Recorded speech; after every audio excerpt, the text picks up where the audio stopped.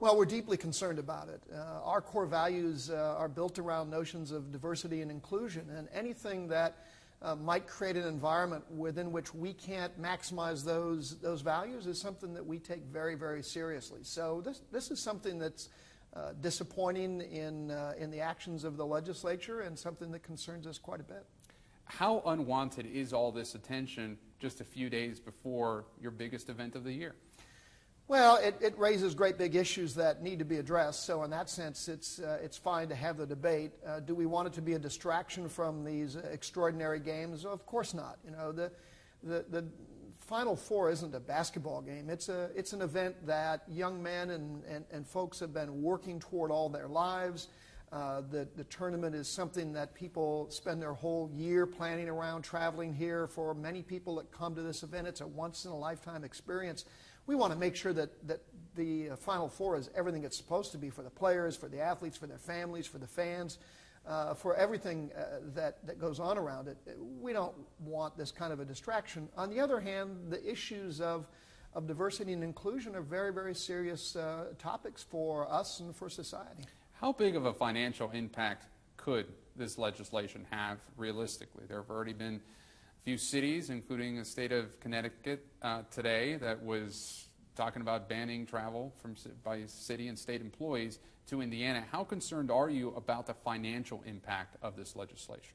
You mean on the NCAA itself? Well, on the NCAA, and you know, as such a huge part of Indiana, you know, how concerned is the NCAA and you yourself? You guys are headquartered here. Well, I think for Indiana, this has been a real problem, and until there's some clarification or revocation of this statute, I think it's likely to continue to have negative impacts. You know, we recruit people from all over America, indeed from around the world, to come here, and young people and talented people want to be part of a very inclusive and supportive environment. And anything that suggests that that's not the case makes it hard to bring people into a community.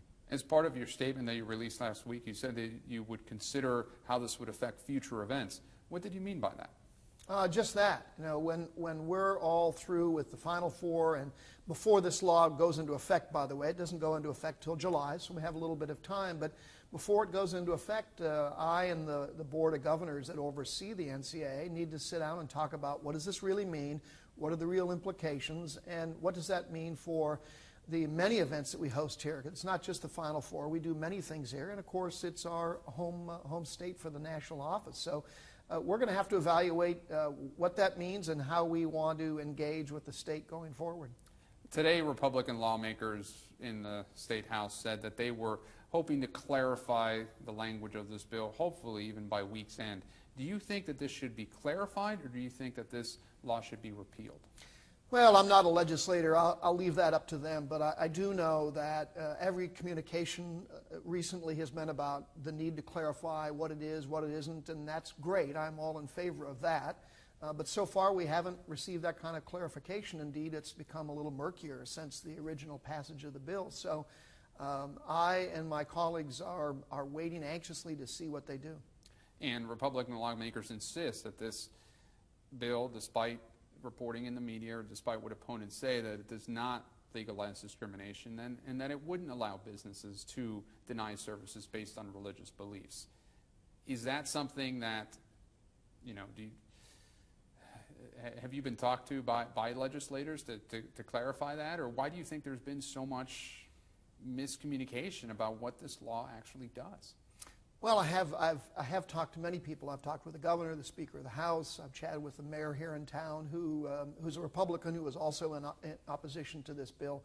I think that the bill itself still leaves open a wide range of questions, legal questions, public opinion questions. Indeed, the communications, again, that have been coming out since its passage have made things more complicated, not less.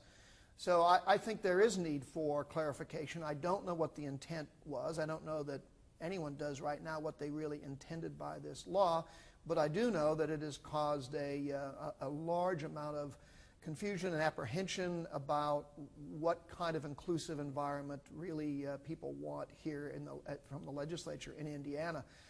We love Indianapolis. It's a great city. The people here are terrific. They love and welcome our events. We'll have a terrific Final Four here. There's no question about that.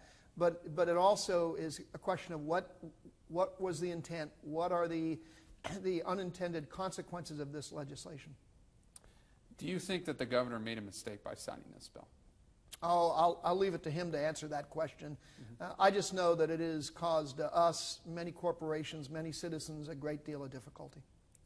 The CEO of Angie's List, another business here over the weekend, said that it was putting expansion plans on hold. How disappointing is that? And does the NCAA have any plans to potentially put any expansion or any type of event on hold if this law stays in effect in its current form? Well, as I've said, we're going to very thoughtfully and carefully, but unequivocally go back and look and see what of our scheduled events and our scheduled activities here in Indiana would be impacted by a legislative change that makes it an environment that's less inclusive and less supportive of a diverse workforce and student engagement than we would like.